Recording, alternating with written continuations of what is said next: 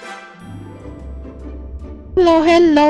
Welcome again to Bina Nels channel. In today's video, we're gonna cook beef with tomato. So, ayan po ang ating ingredients. Tomato, beef, ayan yung beef, half cook na po yan. Minarinate ko and then fry ng konti. Tapos, ayan. Yan na siya. Tapos, ayan, yung pinaglutuan ko ng beef, ayan, continue natin ang pagluluto ng, ayan, sibuyas. So, ilalagay na natin ng sibuyas, igisa natin.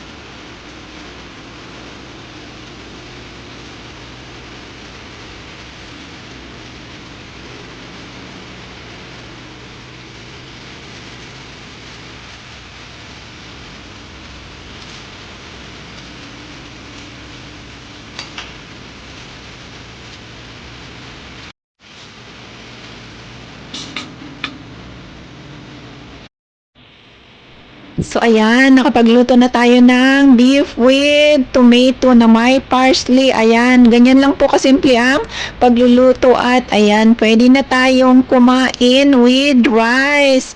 Thank you so much for watching. Thank you. Bye-bye. Have a nice day, everyone. Like, share, and subscribe to my little channel. Thank you. Bye-bye.